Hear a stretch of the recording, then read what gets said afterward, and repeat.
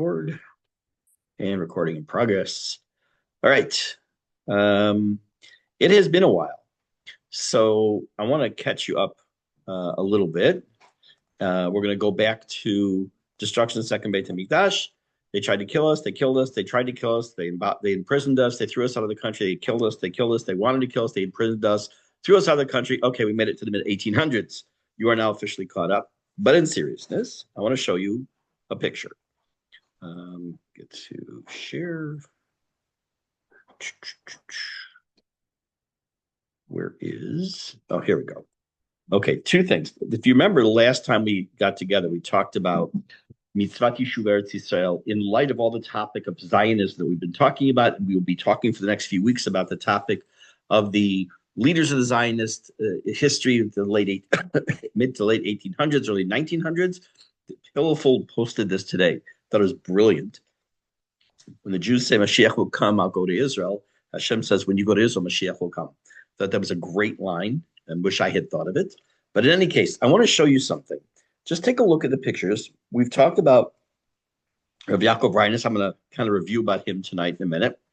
We will talk about Rav Tzvi Hirsch Kalisher, Bezrat Hashem. Whoops. We will talk, Bezrat Hashem, about Rav Shmuel Mahalaver. And take a look at this Mizrahi picture. Let's blow this up for the studio audience. Okay? If you were to take this picture and completely out of context, or any of these others, and show it to anybody nowadays who doesn't have a clue about who these people are, they would say some kind of Haredi gathering. It looks like it was, a long time ago, but it was a Haredi gathering, a bunch of people who would be, say the army's no good, and this we shouldn't make aliyah. The reason I'm showing this is that we have these built-in images in our heads of what people may have looked like. The concept of kippah suga, the knitted kippah, goes back, 40, 50 years. Rev Neria, the father of the concept, it's the identification of Dati Lumi. But the people we're talking about now, we talked about Leo Pinsker. We're going to go back to him soon. We're in the process of talking about Rav Yaakov Reines, Rav Mohalever, Rav Kalisher. All, if you were to put them in today's setting, if you just judge the person, which you should never do, just based on how they look, you'd say, a bunch of Haredim. But looks are deceiving. Okay, so I'm going to stop sharing that screen for right now. And what I want to do is to just review a little bit before we go ahead about one man. We had talked again about Pinsker, who was more or less the head of the movement of Zionism, which was nothing to do with religion.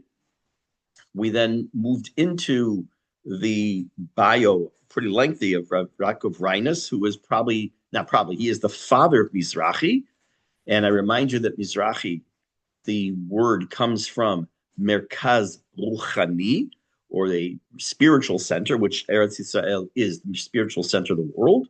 But let me just, again, spend like 2 or 3 minutes just kind of review that of his bio, and not the whole thing again, because it'll help us go into the next step.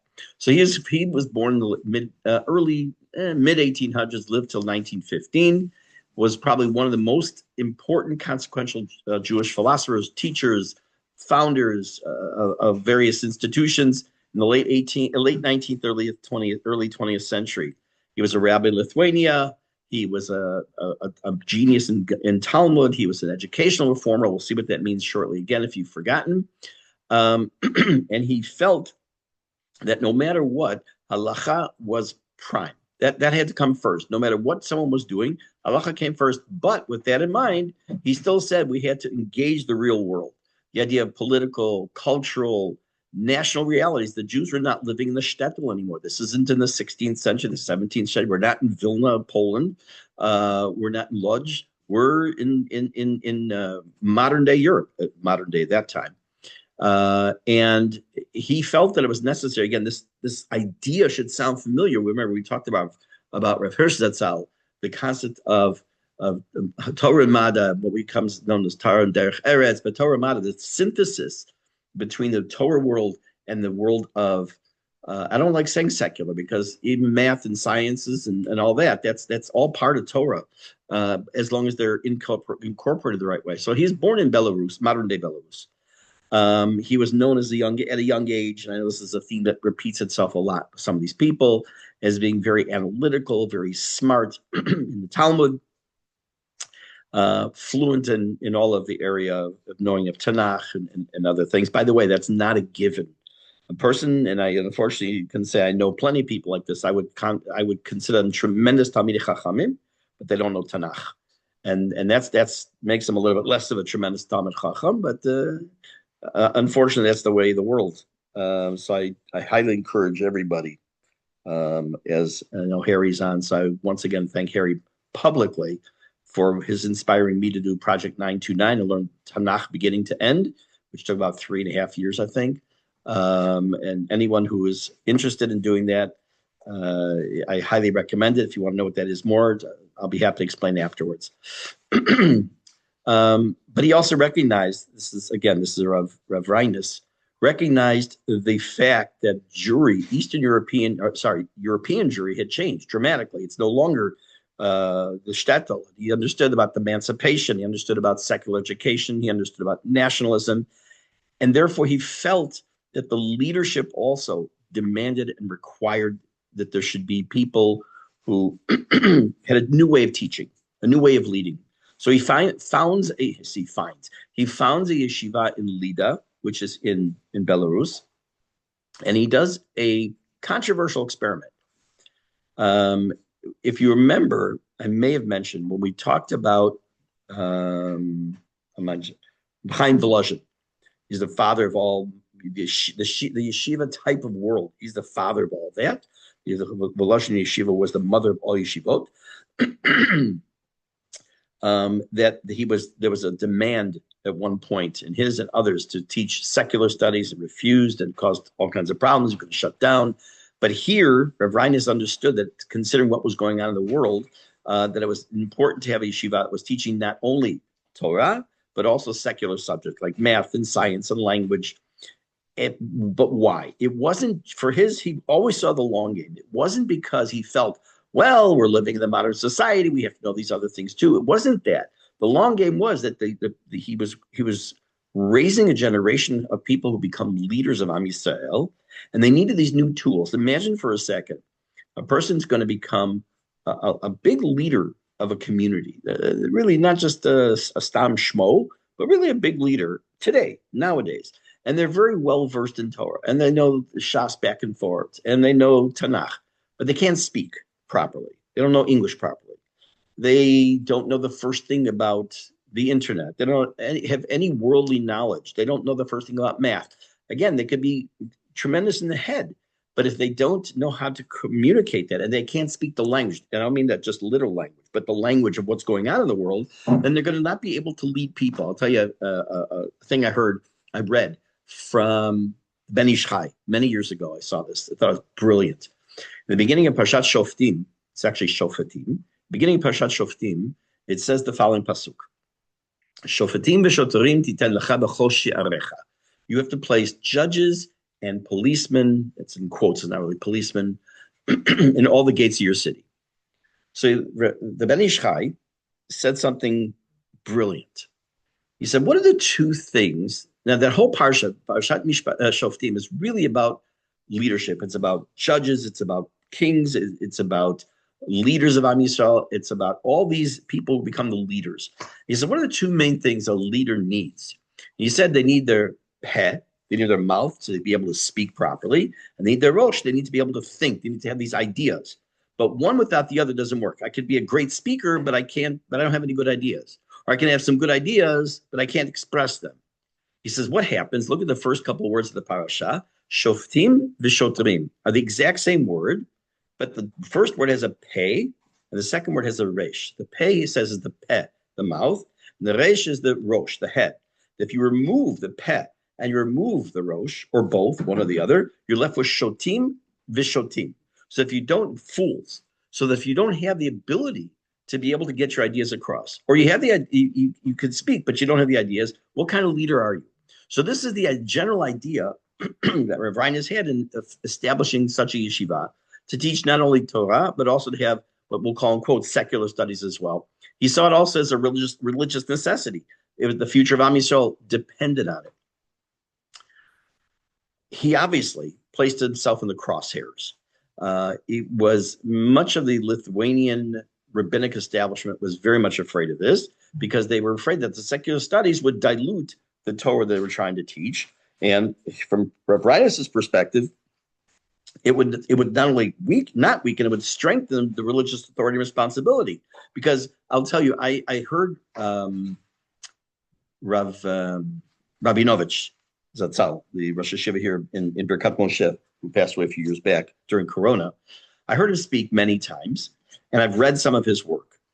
Now, when not necessarily in just like his commentary on the Rambam, which he's the world's authority on that, but you take a look in a sefer such as a series called Tchumin, which if you don't know what that is, it's fine. It's just articles. It's been from for many, many years. And you take a look at some of his articles there, or some of the articles in other publications that he wrote, and his degree in mechanical engineering, electrical, and whatever it was, and these intricate drawings that they're his. I mean, he's the one who, so his ability, when someone would ask him, can you use an elevator on Shabbat? The Shabbat elevator, I'm not saying he did have this question, but he probably did. He was able not only to talk about it from the halachic perspective of, well, is it considered esh on Shabbat? Is it fire? Is it makev fatish? Is it the final hammer blow? But he could also look at it from the perspective of the electricity and electrical impulses and everything else. So he had that information that he knew, which made him an unbelievable leader as well.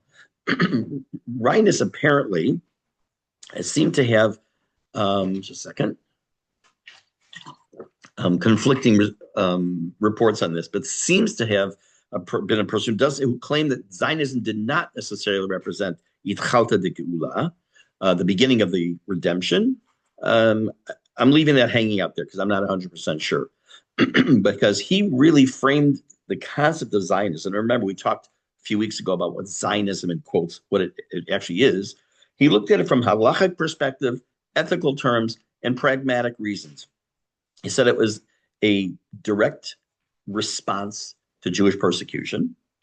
It was a people who were stateless, who deserved their own country, and we were in existential danger.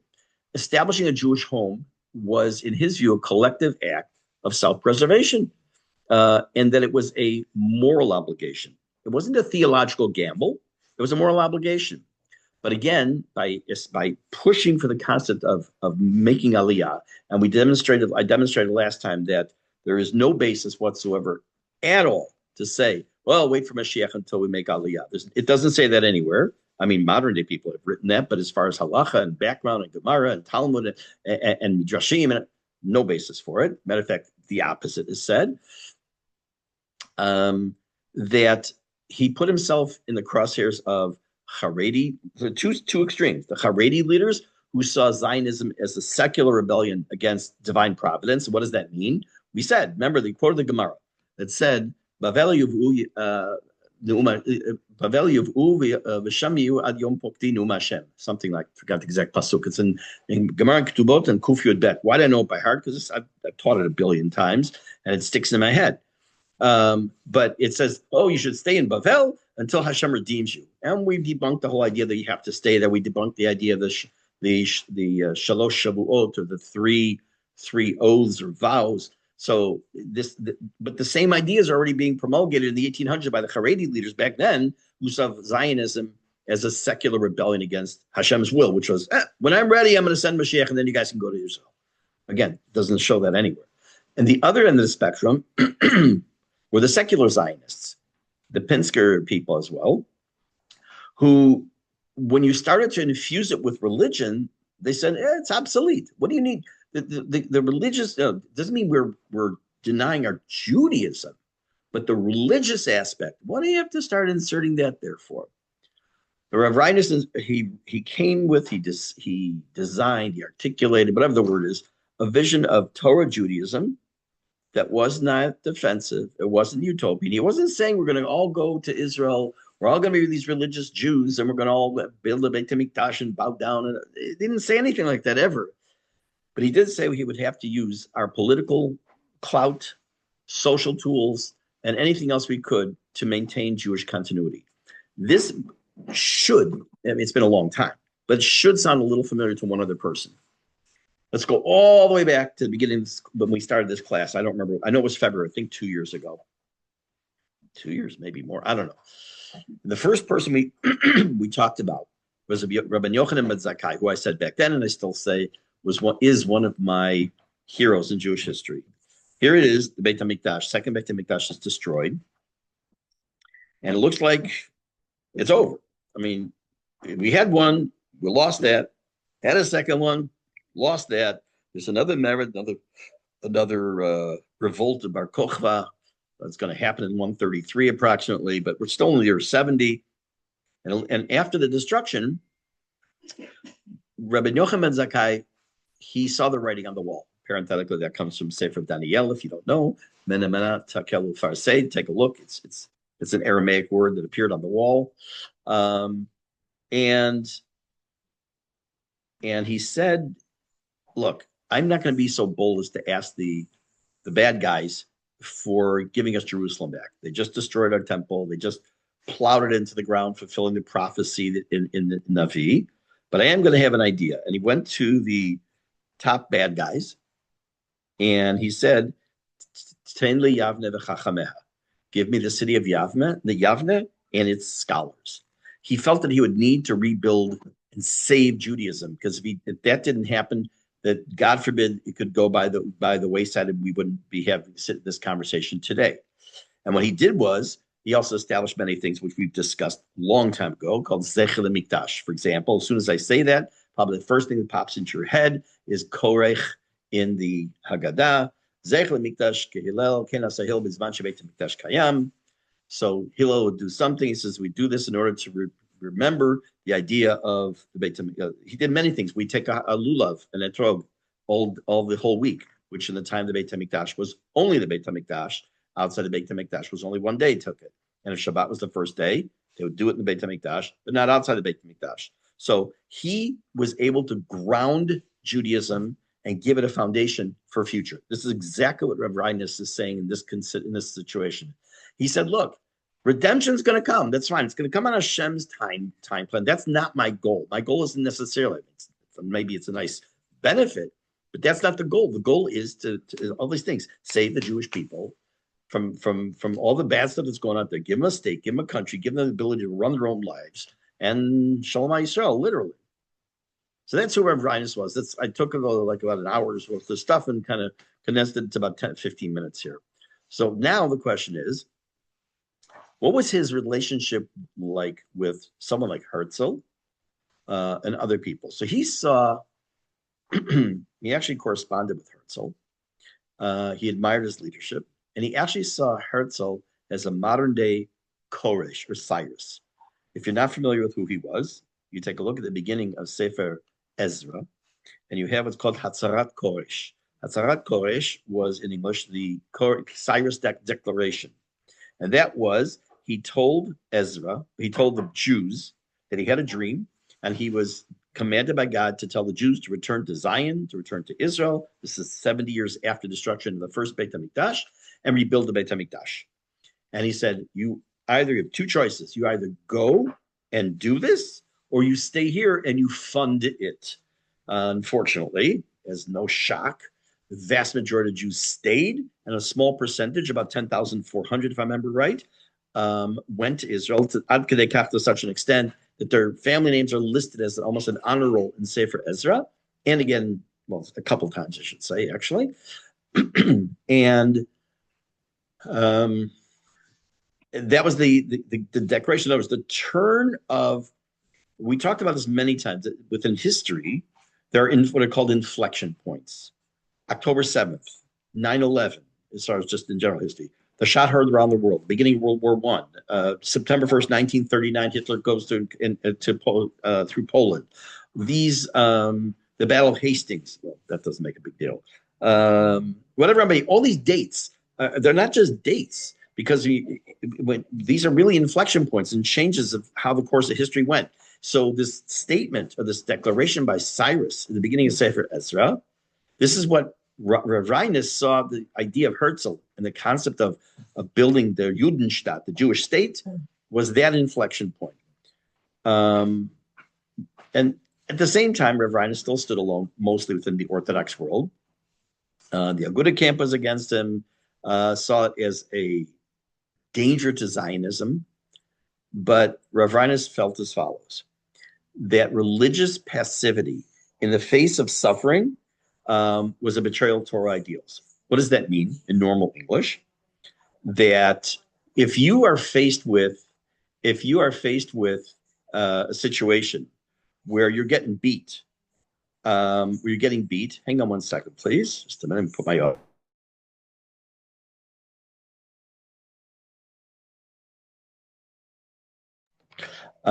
if you're in a situation where there's an existential threat and you sit along the sidelines and don't do anything about it, that's being passive in the face of Jewish suffering, then the exile that you're in or the situation you're in is a betrayal of Torah ideals.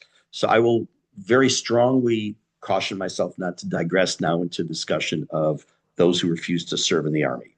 So I'm not going to talk about that at all, about those people who refuse to serve in the army, or say namus v'lo nitgayes, or you die rather than serve in the army. I'm not going to discuss it. Okay, there. So Rav Reines said died in 1915, and at the age of 56, he was relatively young, although that time period was not that young. We obviously, that's a young man nowadays. But his legacy lived on tremendously because, again, he was the founder of the religious Zionist movement. Before this, there wasn't a religious, there was Zionist movement. We talked about this, but not necessarily a religious one, which later becomes institutionalized as Hapoel HaMizrahi, and then eventually becomes the NRP here in Israel, the National Religious Party known as Mafdal here in Israel. So when it's interesting. Someone pointed this out to me a number of years ago. I did not notice this on my own. If you look at the various parties in the Knesset, the 60s, the 70s, even today, but especially in the 70s, 80s, and you look at some of the factions within the Knesset, it reflects, going back to the 1700s, certain mindset and approach to what Israel is supposed to be. It gets all mixed up in a bit of a cholent nowadays, but still, there's certain ideas within various parties that you can trace back hundreds of years already. Again, Rav Reines is the one who is educational philosophy of Torah Derech Eretz, Torah Umada. That's what eventually becomes known as. The other person that we need to talk about is, when we started this whole list of people, was Achad Ha'am. Talk about Achad Ha'am. How did he and Rav Reines differ? How did they're contemporaries. So where exactly did they, a Venn diagram, take these two circles and then cross where they intersect and where they're different. So we'll do that for just a couple of minutes, just for the heck of it, because I don't want you to lose sight of all these different people. So then when we go back and this is right, like really drilling down right now to these personalities, which we'll do over another couple of weeks probably, and then to go back and take a look at the movements behind each one of these people and see how they were instrumental in the original settlements into the land of Israel and some of the problems they faced. At the beginning, so I'm going to go back just a little bit here. So at the beginning of the modern Zionist movement, which we'll talk about, let's say it's the late 1890s. Let's just kind of start with that. You had people like Herzl. He was more about political Zionism, focusing on a state. And again, it didn't make a big difference to him if it wasn't the land of Israel. It would have been fine in Uganda. You talk about the Uganda plan. There was then Achad Ha'am, who was more interested in cultural or spiritual Zionism, more on a spiritual renewal, moral renewal, but not, again, necessarily about, we have to bring a Torah into the land of Israel, and we have to settle land. And then was religious Zionism, focusing specifically on Torah and divine mission, that this is our land.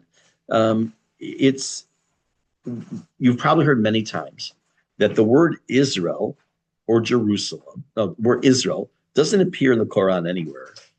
Yet in the Tanakh, the name Israel appears, of course. It's Yaakov Avinu, but the name Israel doesn't appear in the Torah. It appears in Tanakh 866 times, I think it is. But in the Torah, it's referred to Makom Shayivchar, the place that I will choose, or that I have chosen. The place I will show you. Why is that? Why is that? It's shrouded in a little mystery. That's a different shir. So where did Achad Ha'am, who was the one behind more of the cultural or spiritual Zionism versus the religious Zionism of Reines, where did they find common ground? So both were driven pretty much by the same problem, and that was the moral and spiritual decay of Jews in Eastern Europe. Achadam wrote that the Jews had become a heart without a body, that they were people of intellect, but didn't have the life source that they were needing. Rav Reines argued that the study of Torah had become detached from the living needs of the people. It produced a spiritual elite.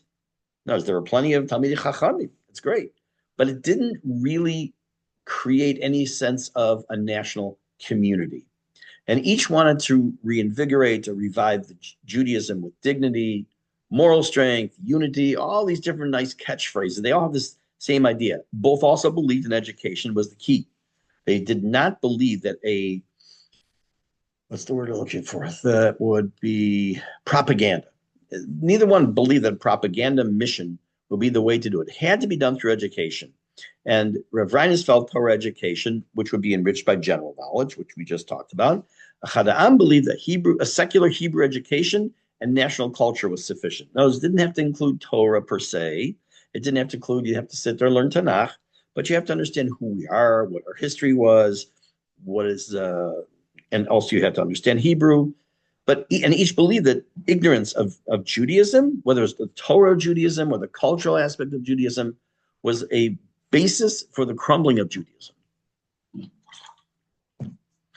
Both were also opposed to the general stance of Herzl's political Zionism for different reasons. Achadam felt that Herzl's obsession with a state would produce a shell.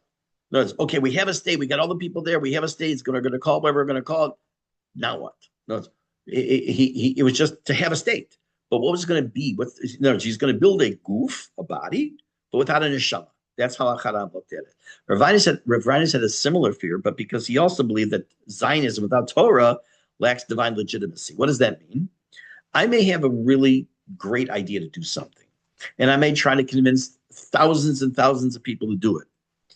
But if it's not rooted in Torah, if it's not rooted in an idea of this is really what Hashem wants us to do, it may even be a legitimate thing, but it's detached from the Torah world. Each called for Zionism of the spirit, but they meant different spirits. One meant the Torah spirit, and one meant the cultural, historical spirit of the Jewish people. Within the World Zionist Congress, which remember, Herzl had the first one in the late 1800s in Basel. Both Achadam and Rav Reines both attended. They were influenced by it. Achadam said, he was more with a movement of democratic faction and cultural Zionists. They were more interested in, again, a moral and intellectual renaissance. It's a good word. I like that. A renaissance land of Israel. Mizrahi delegates, Rav Reines' group, which was officially founded in 1902, they wanted a religious foundation for Zionism. And again, they had many other things in common, but they definitely disagreed on what this concept of spiritual renewal meant. For Rav Reines, it meant renewal of Torah mitzvot, Rachadam, the renewal of Jewish spirit. They did have personal correspondence going back and forth between them. And what was very good, even though there was evidently not a lot of correspondence, they did engage with each other. Each saw the other one as misguided, but they engaged with each other. And that's probably one of the biggest differences today than 100 years ago, which is we have an extremely bifurcated split. In Hebrew, the word is shesa, shin samach ayin, shesa, terrible schism within our community, our society. The lines drawing a lot, having to do, of course, with not just the religion in general, but also specifically serving in the army. And when it came to judicial reform and all these things, we have a lot of problems and we have a lot of camps. Unfortunately, they don't often talk to each other. But they had the same eventual goal, Bigadol, in general, which was a state of Israel, even though they didn't call it Israel. They each thought the other one was misguided. they engaged with each other and they had civil conversation. Can that happen today? I don't know. I don't know. Now, when you talk, let's go Lahavdil. You're going to learn American history, and you're going to talk about the American Revolution. If you don't learn about George Washington and Thomas Jefferson and Ben Franklin and John Hancock, if you don't learn about the founding, what they call the founding fathers, then you're missing a taste of something. So I want to go back a little bit in time still to another man who I skipped over because I wanted to bring him in after we talked about Rav Reines, because I wanted to get the religious people together. So we're going to talk about someone named Rav Tzvi Hirsch Kalischer. He was also a person who had heavy influence on Rav Reines. One of the things we have found in this learning of Jewish history together is that ideas bring about good ideas tend to be the foundation of things much bigger. Whether it was the works about the not the works, he himself didn't write anything, but the ideas of the Baal Shem Tov and how that gave birth to so much afterwards, or it was the Shlomo Zalman of Liadi, the Alter Rebbe who wrote Tanya, who then gave birth to an entire movement of Chabad. Whether it was whoever it was, that it wasn't almost always ever just this unbelievable idea sprung out of nowhere, and boom, now they have an entire something. It's a foundation. The foundation that is building to Rabbi Reines, who we just finished talking about, is a man named Rav Tzvi Hirsch Kalischer. He's born a little bit after the American Revolution. He's born in the late 1700s and lives till late 1800s. He had a pretty long life. He lived almost 80 years, which that's pretty old at that time. Now it's not, obviously. And he's probably one of the earliest visionaries, architects, whatever word you want to use, of what becomes the concept of Shivat Zion. Talked about this before. Shivat, Shin Yud Bet Taf. Shivat means to return, lashuv, like tshuva.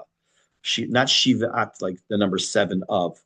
Shivat Zion, the return to Zion. So he's one of the first people to have this idea floating out there, approximately even a half a century before Herzl and the first Zionist Congress. He felt, again, that the ideas are going to sound similar, that there needed to be, he laid out a plan of theological, halachic, political foundations that eventually becomes the planks within the Zionist movement. He was a traditional rabbi. Notice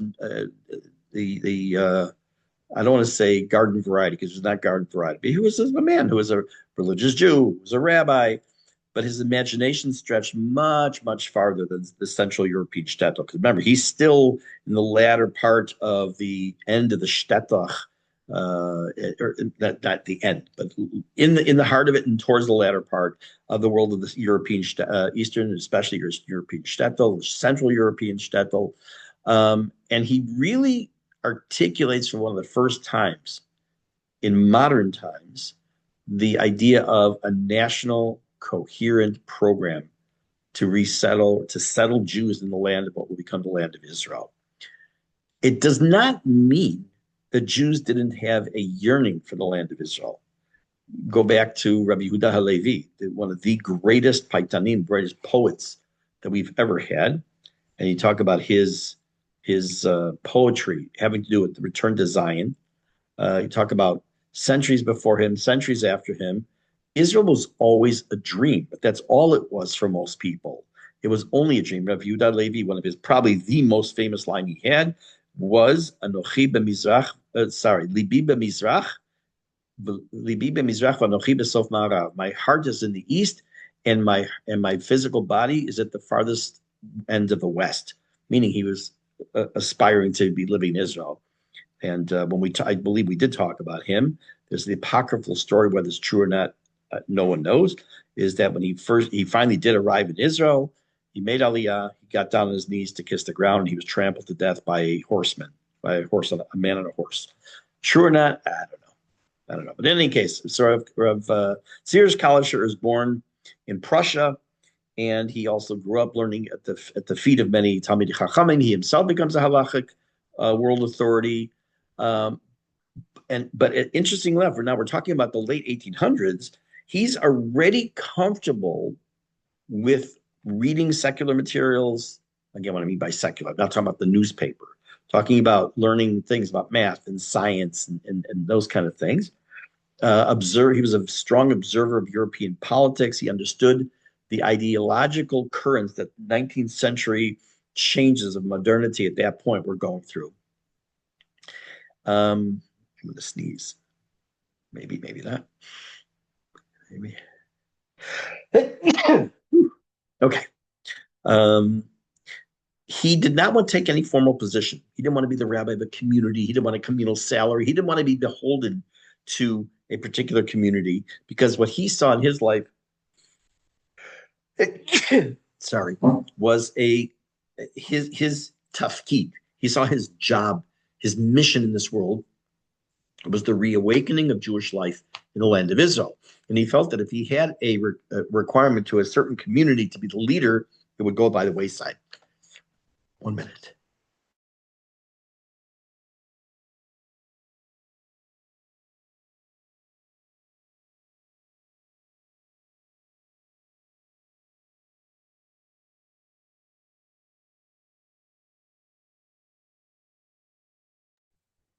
Okay. So he actually witnessed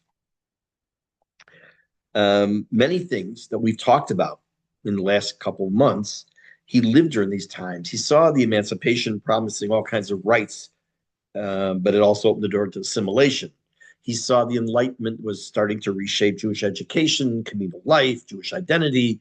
He saw the Christian missionaries were becoming very active. He saw that poverty was widespread and political instability was just on the horizon everywhere. He believed that the upheavals were not a catastrophe, but an opportunity. That's his brilliance.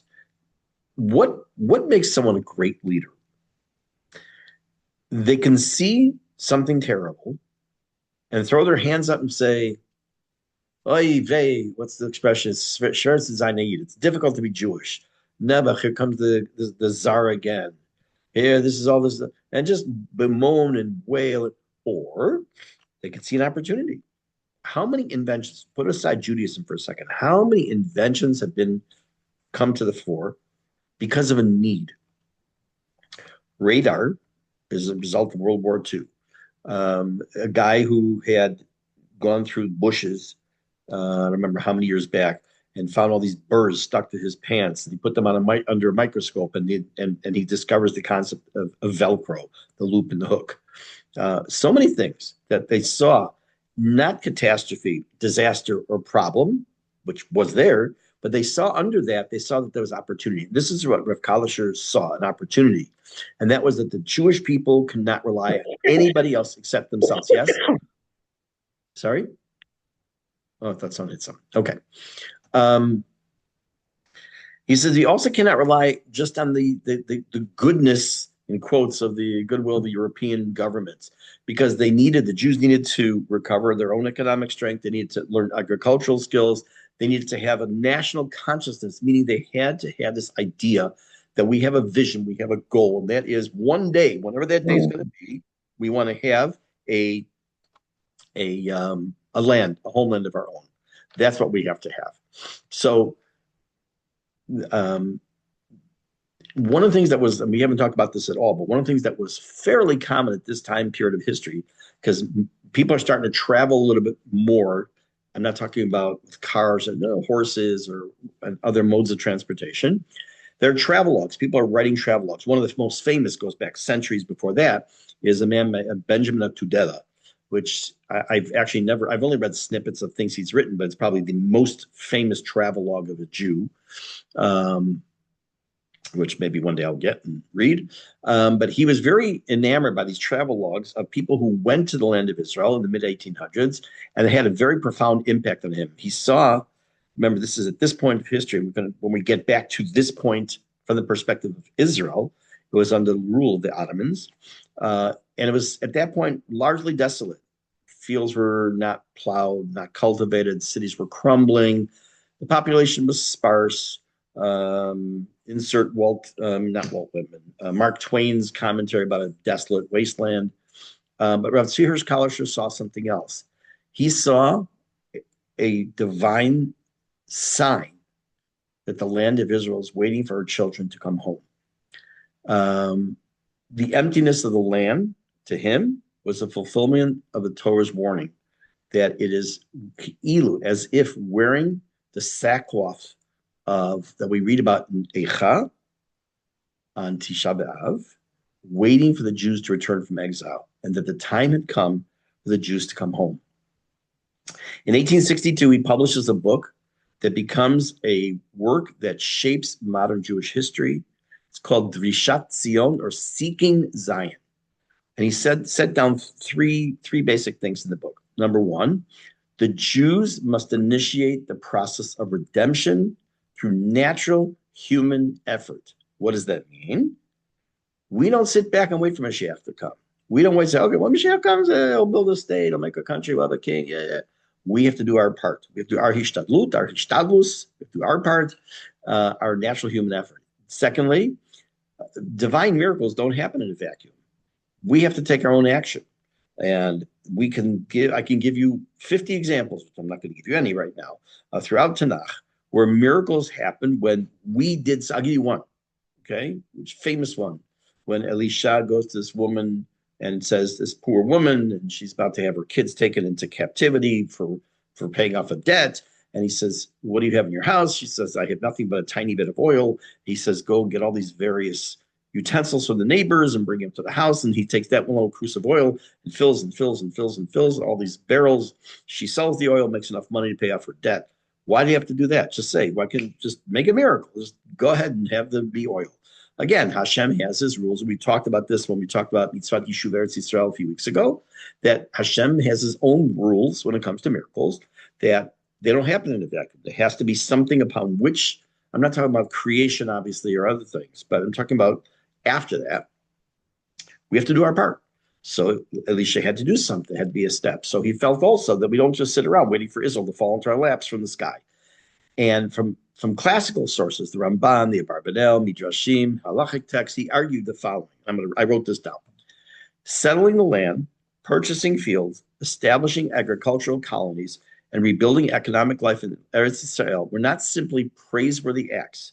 They were religious obligations and the first steps of Geulah. So he said clearly that that our actions of return to Zion, again, he didn't understand, he didn't know that it was going to take 100 years after him till we would actually have a state.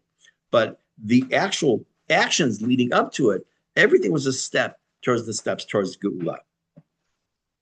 Okay, so we're going to continue Bezrat Hashem next week with Rav Tzvi Hirsch.